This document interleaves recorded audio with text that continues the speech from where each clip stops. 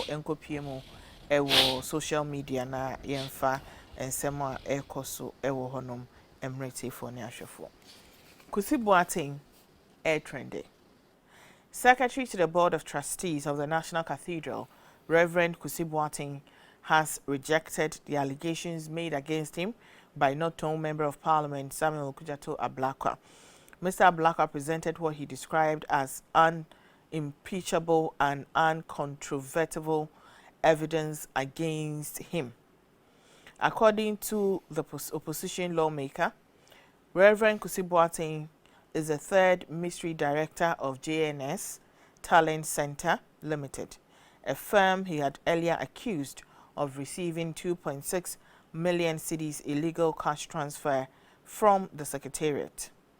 I quote or say, unimpeachable and incontrovertible evidence confirms that Mr. Kwabena Edujemfi is the famous Reverend Victor Kwesi Boateng, who still serves on the National Cathedral Board as an executive council member director. Unquote. Now, for the avoidance of doubt, he added that there is no distinct Kwabena Edujemfi. Kwabena Edujemfi is a criminal creation of Reverend Victor Kwesi Boateng. The two are therefore one and the same. I quote, Reverend Victor Kwesi Boateng, aka Kwabena Edujemfi, thought he had outwitted every Ghanaian, particularly our authorities, whom he dribbled for many years, but the day of reckoning is finally here. Unquote. Mr. Ablakwa has further petitioned the Commission for Human Rights and Administrative Justice (RAJ) to look into the matter. But responding to him in a statement, Reverend Kwesi Boateng said he looks forward to RAJ's probe.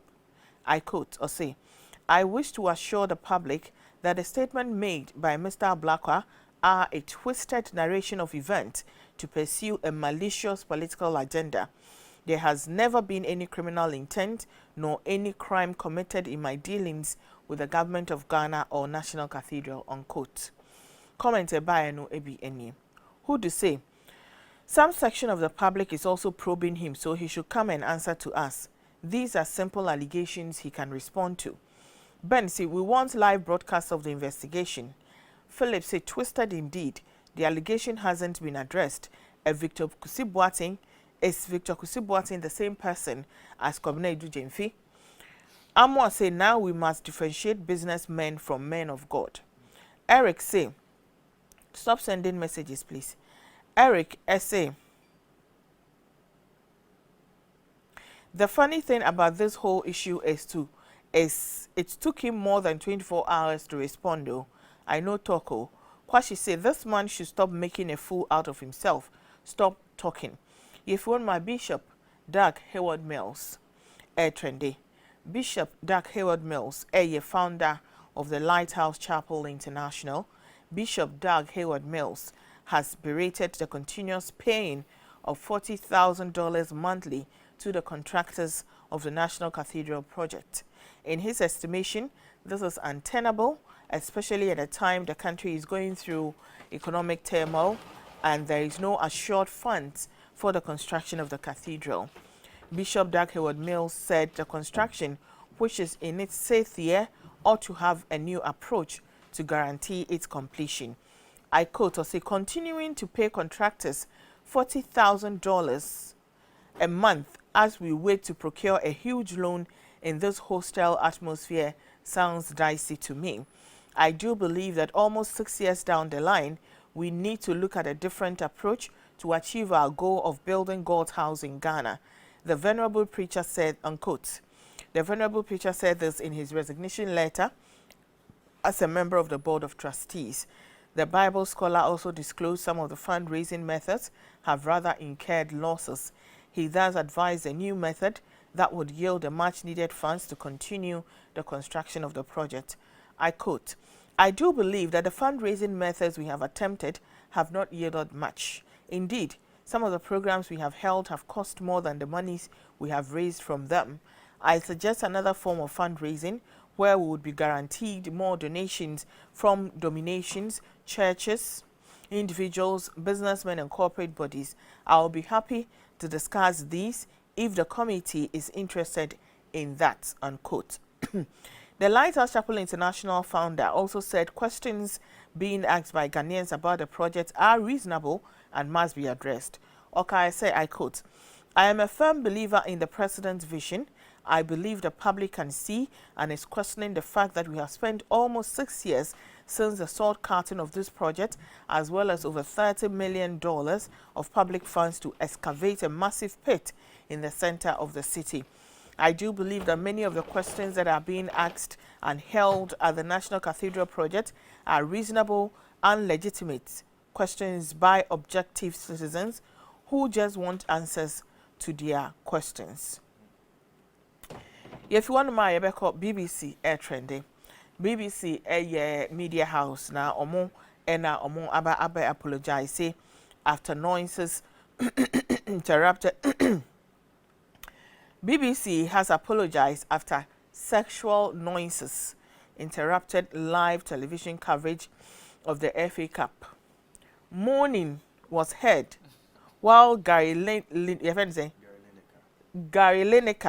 presented a third round replay between Wolves and Liverpool on Tuesday. The football pundit later posted a picture of a mobile phone he said was taped to the back of the set. We apologize to our viewers offended during the live coverage of the football this evening, the BBC said. A spokesperson said the BBC was investigating the incident. Lineker tried to laugh off the incident as he presented the program in a studio at Wolverhampton's Molineux Stadium alongside pundit Paul and Danny Murphy. As he cut to colleague and fellow former England striker Alan Shearer in the commentary gantry, he said, somebody is sending something on someone's phone, I think. I don't know whether you heard it at home. When the match started, he shared a picture of a mobile phone on Twitter and 3 laughing emojis alongside the words, well, we found this taped to the back of the set. Speaking on BBC's 2 News Nights later on Tuesday, Lineker explained that he initially thought a video had been sent to one of the pundits' phone, but it was too loud, he said, at which point he realized the incident was some kind of prank. Asked how loud the sound effect was in the studio, the broadcaster said he was unable to hear what anyone was saying in his ear, making it quite difficult to carry on with the pre-match build-up. Still, Lineker said he could see the funny side, calling it a good prank, and he questioned why the BBC had issued an apology. We've certainly got nothing to be sorry for, he told the BBC's Kirsty Wack while travelling back from the FA Cup match. I quote, if you told me this morning that tonight I'll be on Newsnight talking about a porn scandal, I would have been terrified, he said while laughing, unquote.